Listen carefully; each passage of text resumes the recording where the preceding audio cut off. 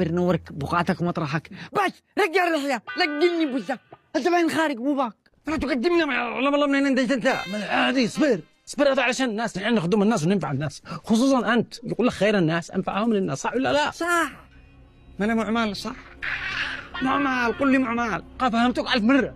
أقول لك يا جابر يا عقل، وش تقول المريض؟ أنت تعملوا الحركة دي تدرموه تكتب له العلاج، وش العلاج اللي عند ناقي وناقي تدير له العلاج بس. ده عقل ماناش متعلم. أنا درست بالقرية لسه السادس وكفلوا المدرسة كان معاه الفصول. مو بك يا جابر مو بك. أنت دحين يا شيخ مبروك، شيخ في بك البركة. مو إليك أنت من الكتابة سهل، الموضوع بسيط. انت اللي اكتب لي اي شخطين وانا افهمان واصرف العلاج مو باك. الناس كلهم اللي يؤمنون باك. لا تحنش علينا انت والخبيرات هذه موضوع صيد، ما لناش دخل هذا الشرك. استغفر الله العظيم. يقول لك يعني يؤمنوا بك، يعني يثقوا بك تفهم لك. والمريض لما يثق بحق المعالج يثق بالعلاج. ما لنا نفترض انه كلامكم صح. طيب مو انا اعمال شو مني ان انا منصب على الناس يا عاقل. اسالك بالله اخي خيري لا درى والله شو بهدلنا، والله شو ردنا القريه والله. مو دخله خيري بعد من قال لك نحن نصب على الناس؟ انت شيخ مبارك رحمه الرحمن ادالك حاجه ما هلش عند الناس كل يفهم صار كيف خيم سنه من المرض.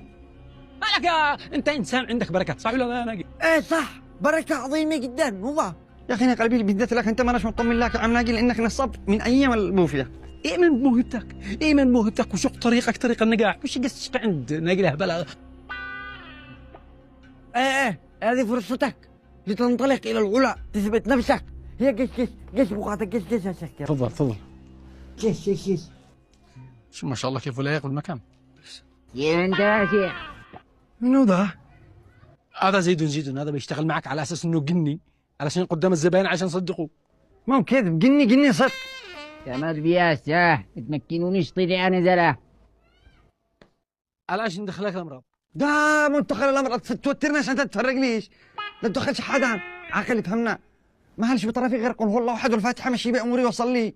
عادي انت تدل لي حفظتين هذين ولا عادك تشتي لصل الامبثري عملت لك ذاكره حقي هناك بالامبثري قران وانت ردد بعده.